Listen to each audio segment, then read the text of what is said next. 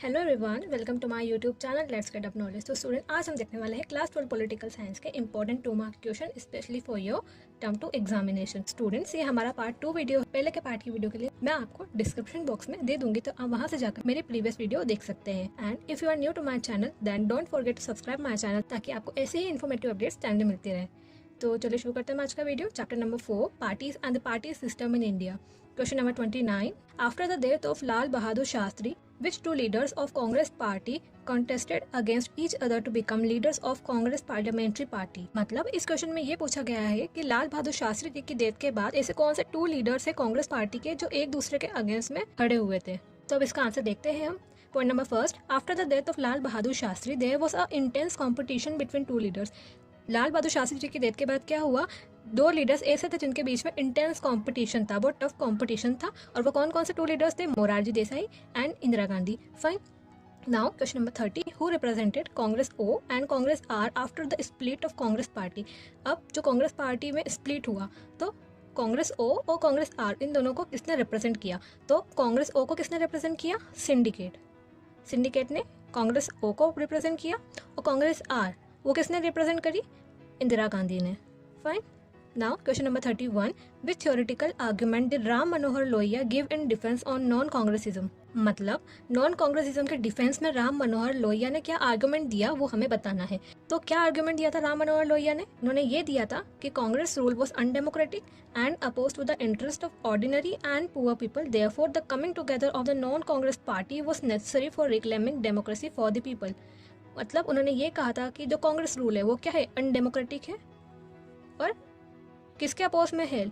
जो आम लोग हैं और जो पुअर पीपल है उनके इंटरेस्ट के अपोज में है कांग्रेस रूल। और इसी वजह से क्या है, जो नॉन कांग्रेस पार्टी है उनके साथ में आना चाहिए ताकि वो फिर से डेमोक्रेसी रिक्लेम कर सके लोगों के लिए। Now question number 32, what is mean by the term Congress syndicate.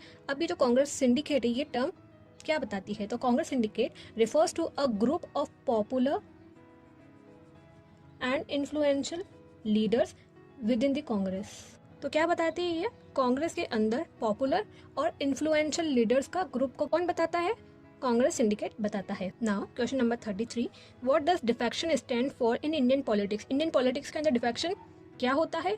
Highlight any two demerits of this practice. और ये जो प्रैक्टिस हो रही है डिफेक्शन इंडियन पॉलिटिक्स के अंदर, इसका डिमेरिट्स क्या है वो भी हमें बताना है। तो इसका आंसर है, defection is a situation where an elected representative leaves the party on whose ticket he और शी हैड बीन इलेक्टेड। मतलब ये डिफेक्शन एक ऐसी सिचुएशन है उसमें क्या होता है, जो इलेक्टेड रिप्रेजेंटेटिव है वो जिस पार्टी के टिकट से वो लड़ा और इलेक्ट हुआ, पर बाद में क्या करता है, वो दूसरी पार्टी में चला जाता है, तो वो क्या होता है? डिफेक्शन। वो पार्टी चेंज कर लेता है आफ्टर बीइंग इलेक्टेड। अब इस प्रैक्टिस के डिमेरिट्स क्या है? तो point number first, it makes and breaks the government. ये गवर्नमेंट बना भी देता है और ब्रेक्स उसको तोड़ भी देता है।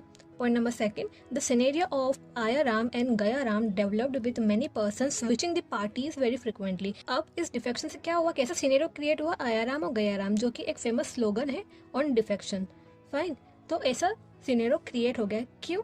क्योंकि इससे क्या हुआ, बहुत सारे पर्सन ने क्या किया है, फ्रिक्वेंटली अपनी पार्टी से स्विच कर दिया है अदर पार्टी में। Now, question number 34. What is the importance of the year 1967 in the history of Indian politics? Student, this question is very important. Okay, तो देखते हैं इस आंसर को। Point number first, the year 1967 brought the political earthquake. Year 1967 में क्या हुआ था? Political earthquake आया था। Point number second, in this for the first time after independence the popularity of the Congress party declined. इसमें क्या हुआ, इंडिपेंडेंस के बाद फर्स्ट टाइम ऐसा हुआ था कि जो कांग्रेस की जो पॉपुलैरिटी थी वो कम हुई थी। And bagged less number of seats as compared to those bags in the previous election. और इसमें क्या हुआ था, पहले जितने भी इलेक्शन हुए थे उसके कंपेयर में इस बार जो इलेक्शन हुआ था इस ईयर में 1967 में, इसमें कांग्रेस पार्टी ने कम सीट बैग्ड करी थी, मतलब उन्हें कम सीट मिली थी इस साल। Now question number 35, which major factor was responsible for the dramatic victory of Indira Gandhi in 1971 election. अब जो 1971 में जो जनरल इलेक्शन हुए थे उसके अंदर इंदिरा गांधी की ड्रामेटिक विक्ट्री यानी बिग विक्ट्री थी, उसके पीछे जो फैक्टर थे वो कौन कौन से थे, तो वो हम देखते हैं। तो Indira Gandhi gave the slogan of garibi hatao to attract the voters belonging to poor class, peasants, labourers, landless farmers and other weaker section of the society. जो वोटर किससे बिलोंग करते, पुअर क्लास से बिलोंग करते उनसे, peasants farmer, labourers, landless farmers and other weaker sections of the society.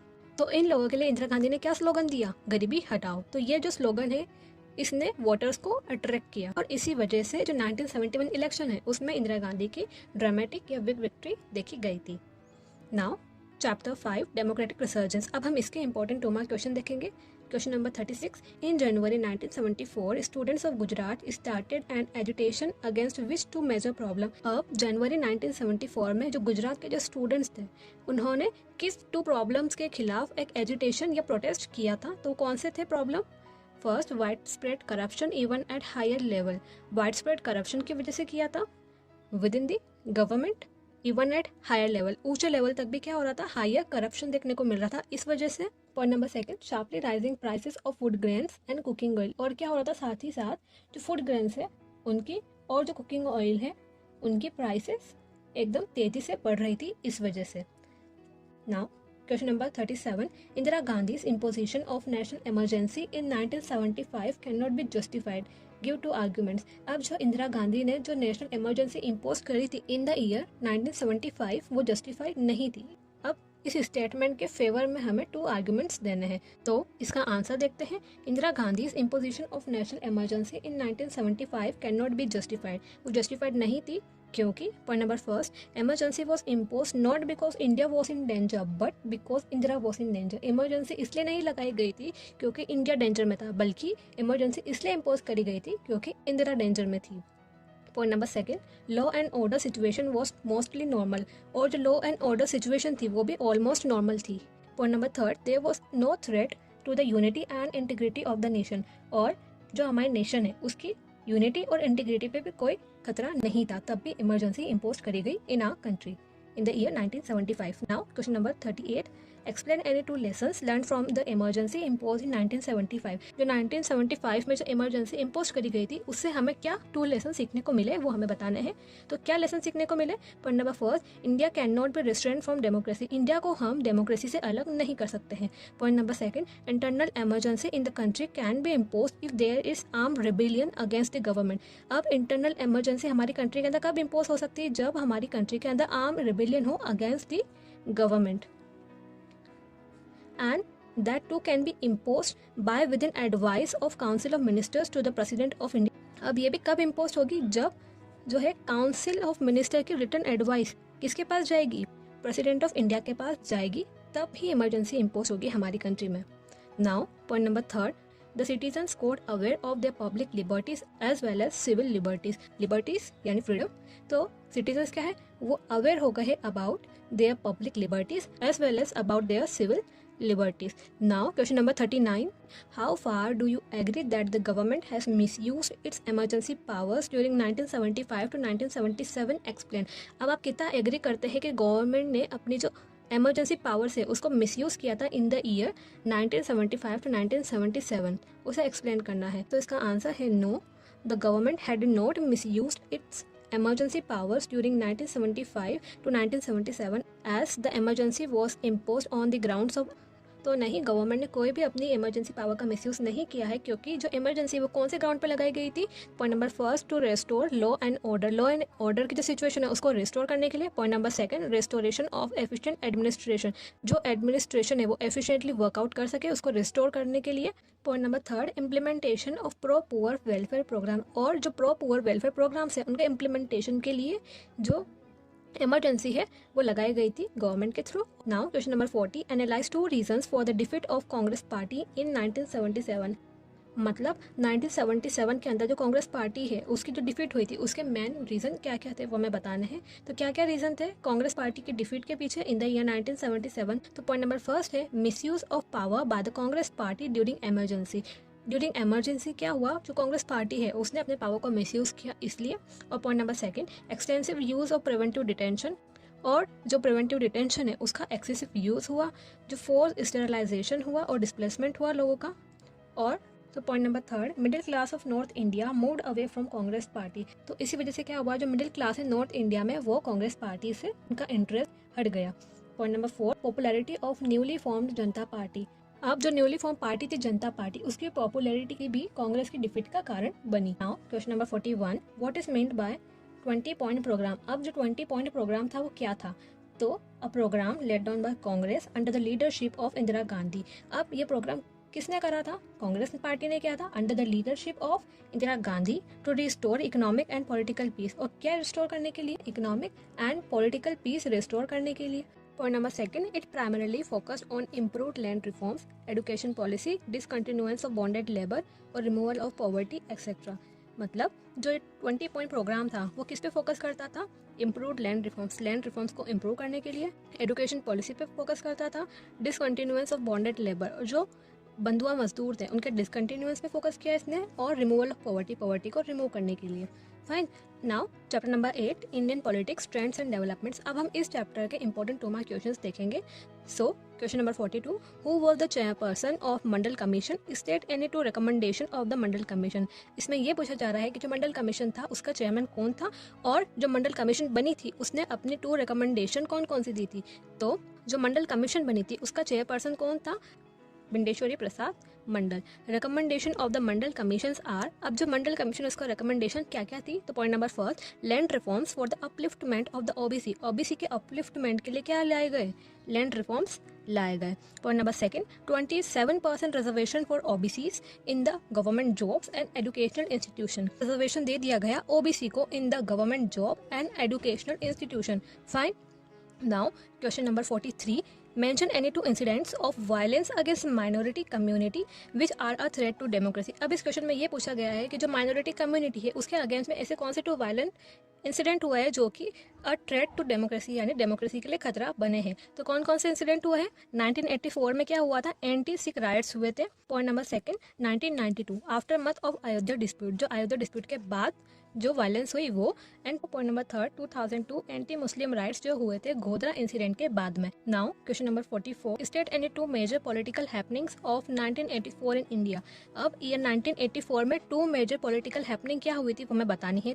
So the 2 major political happenings of 1984 are. तो point number 1 है assassination of Indira Gandhi. Indira Gandhi का assassination हो गया था, जो कि क्या थी? हमारी प्राइम मिनिस्टर थी। Point number 2, conduct of Lok Sabha election. क्या हुआ था? लोकसभा इलेक्शन कंडक्ट हुए थे in the year 1984. Now question number 45, what was change in electoral performance of Congress party and BJP from 1984 and 2004।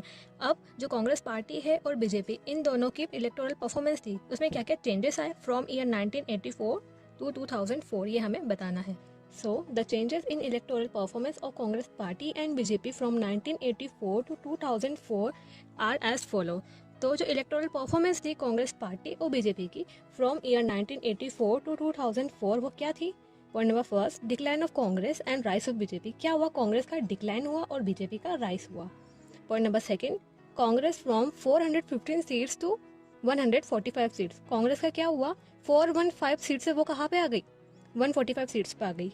और point number 3, BJP from 2 to 138 seat, और BJP का क्या हुआ? वो 2 सीट से 138 सीट्स पर आ गई। ये चेंजेस आया कांग्रेस और बीजेपी के अंदर। Now question number 46, when and why did a long phase of कोalition politics begin in India. अब जो इंडिया के अंदर जो कोalition पॉलिटिक्स आई थी वो कब आई थी और क्यों आई थी वो हमें बताना है। सो पॉइंट नंबर 1 है since 1989 a long phase of कोalition politics begin in India. कब से? 1989 से। क्या हुआ? लॉन्ग फेज ऑफ कोalition पॉलिटिक्स हमारे इंडिया के अंदर शुरू हो गया। Point number 2, because no party was able to get a clear majority in spite of Congress being the largest party in Lok Sabha। अब क्या हो रहा था? कोई भी पार्टी अदर देन कांग्रेस जो क्लियर मेजोरिटी है वो नहीं गेन कर पा रही थी। That's why। Point number 3, coalition government were not static and change from time to time। और क्या था? coalition government क्या है? स्टैटिक नहीं थी, कभी बन रही थी कभी उससे गवर्नमेंट गिर रही थी, तो स्टैटिक नहीं थी और टाइम टू टाइम क्या हो रहा था? चेंज हो रही थी। That's why। Now, question number 47. In the new era of coalition politics, political parties are not aligning or realigning on the basis of ideology. What arguments would you put forward to support or oppose this statement? अब इस statement में ये कहा जा रहा है कि जो coalition politics का जो न्यू एरा है इसमें क्या हो रहा है? जो पॉलिटिकल पार्टीज है वो आइडियोलॉजी के बेसिस पे अब अलाइन नहीं हो रही है। तो इस स्टेटमेंट से हमें पूछा गया कि आप इसको सपोर्ट करते हो या अपोज करते हो। तो देखते हैं इसका answer. The statement is justified because in the new era of coalition politics the emphasis on pragmatic consideration rather than ideological position. अब क्या है ये स्टेटमेंट जस्टिफाइड है क्योंकि जो न्यू एरा है कोलिशन पॉलिटिक्स का, इसमें क्या हो रहा है, आइडियोलॉजिकल पोजीशन से ज़्यादा किसको एम्फेसिस किया जा रहा है, प्रैग्मेटिक कंसिडरेशन पे एम्फेसिस किया जा रहा है, जो कि एक प्रैक्टिकल वे है उसे। और political alliance without ideological arrangement. अब क्या हो रहा है, जरूरी नहीं है कि जो पार्टीज है वो उनका जो कोलिशन हो रहा है वो आइडियोलॉजिकल बेसिस पे ही हो, वो प्रैग्मेटिक कंसिडरेशन पे भी अब हो रहा है। So point number first, coalition politics has shifted the focus from ideological differences to power sharing arrangement. अब कोलिशन पॉलिटिक्स में क्या हो रहा है, में जो आइडियोलॉजिकल जो बेसिस है उससे ज़्यादा अब फोकस किसे दिया जा रहा है, पावर शेयरिंग अरेंजमेंट को फोकस दिया जा रहा है। Point number second, most parties of NDA did not agree with the Hindutva ideology of BJP, still they come together to form government and remain in power also for the full term. अब क्या हो रहा है, जो NDA की जो most parties है वो बीजेपी की आइडियोलॉजी थी हिंदुत्व की, उससे एग्री नहीं होती थी, बट फिर भी हुआ जैसा कि हमने ऊपर पढ़ा था कि फोकस किधर जा रहा है, पावर शेयरिंग अरेंजमेंट्स में जा रहा है रादर देन आइडियोलॉजिकल बेसिस। सो क्या हुआ, वो साथ में आए, गवर्नमेंट बनाई and remain in power also for full term, और पावर में रहे फुल टर्म के लिए। और ये भी कह सकते हैं कि उन्होंने फुल टर्म तक अपनी गवर्नमेंट को चलाया। So this is all about today's video. Hope this video proved to be helpful for you, and if you have any query then you can comment me down in the comment section. और channel को अब तक subscribe नहीं किया है तो do subscribe my channel ताकि आपको ऐसे ही इन्फॉर्मेटिव अपडेट्स टाइमली मिलती रहे। तो मिलते हैं नेक्स्ट वीडियो में। Till then thank you and bye bye.